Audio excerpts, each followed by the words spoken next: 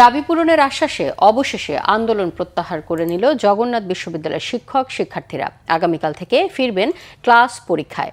তবে দাবি পূরণ নিয়ে কোনো রকম গড়িমসি করলে আবারও আন্দোলনের হুঁশিয়ারি বিশ্ববিদ্যালয়ের শিক্ষক শিক্ষার্থীদের। শুক্রবার রাতে এসব কথা জানান বিশ্ববিদ্যালয় শিক্ষক সমিতির সাধারণ সম্পাদক অধ্যাপক রইস উদ্দিন। ওবায়দুল্লাহ মামুনের প্রতিবেদনে বিস্তারিত। টানা ৩ দিন আন্দোলনের পর শুক্রবার রাতে সরকারের দাবি পূরণের আশ্বাসে আন্দোলন থেকে সরে দাঁড়ায় জগন্নাথ বিশ্ববিদ্যালয় শিক্ষক শিক্ষার্থীরা। বিশ্ববিদ্যালয়ের শিক্ষার্থীদের আন্দোলনের বিষয়ে শুক্রবার শিক্ষা, অর্থ ও পরিকল্পনা মন্ত্রণালয়ের সঙ্গে বৈঠকে বসে বিশ্ববিদ্যালয় মঞ্জুরি কমিশন ও বিশ্ববিদ্যালয়ের শিক্ষক প্রতিনিধিরা। বৈঠক শেষে সন্ধ্যা ৭টায় যমুনার সামনে অনশন ভাঙাতে আসেন বিশ্ববিদ্যালয় মঞ্জুরি কমিশনের চেয়ারম্যান ও জগন্নাথ বিশ্ববিদ্যালয়ের উপাচার্য। পরে তারা জানান, সরকার আগামী বাজেটে বরাদ্দ বৃদ্ধি, অস্থায়ী হল ও স্থায়ী ক্যাম্পাস নির্মাণের বিষয়ে সিদ্ধান্ত নিয়েছে। সরকারের পক্ষ থেকে বিশ্ববিদ্যালয়ের পরিচালন বাজেট বৃদ্ধির সিদ্ধান্ত নেওয়া হয়েছে। বাজেট বৃদ্ধি করার মাধ্যমে শিক্ষার্থীদের প্রথম দাবির বিষয়ে সিদ্ধান্ত নেওয়া হয়েছে।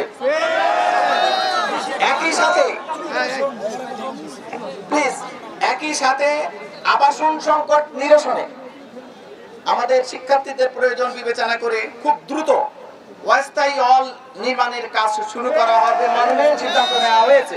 আপনারা ধৈর্য ধরেন, আপনারা আজকে আর এখানে থেকে না প্লিজ। এবং আমি বললাম ইউনিভার্সিটি গ্রাউন্ডস কমিশন এবং জগন্নাথ বিশ্ববিদ্যালয় একটা পরিবারের অংশ, সেভাবেই আমরা কাজ করব। সবকিছু রেসপন্সিবিলিটি ইউনিভার্সিটি গ্রাউন্ডস কমিশনের তরফ থেকে আমি এবং আমার সম্মানীয় সদস্য গ্রহণ করছি।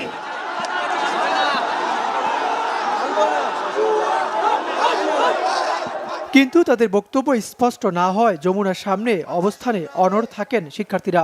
এ সময় তারা বিভিন্ন স্লোগান দেন। পরে বিশ্ববিদ্যালয় শিক্ষক সমিতি ও ছাত্র প্রতিনিধিদের পক্ষে কথা বলেন শিক্ষক নেতা অধ্যাপক রইস উদ্দিন। বলেন, সরকার প্রত্যেকটি দাবি মেনে নিয়েছে। এ সময় তিনি আন্দোলন প্রত্যাহারের ঘোষণা দেন। এই অর্জনে আমরা সবাই সন্তুষ্ট। আমরা আজকের এই মঞ্চ থেকে দ্ব্যর্থহীন কণ্ঠে আরেকটি ঘোষণা দিতে চাই, কোনো প্রকারের কোনো গড়িমসি এবং নয়ছয় এবং আন্দোলনের পরিভাষায় বুজুম বাজুম এইটা যদি পরিদৃষ্ট হয়, আমরা ইনশাআল্লাহ যে অভিজ্ঞতা অর্জন করেছি আমরা ঘরে বসে থাকবো না।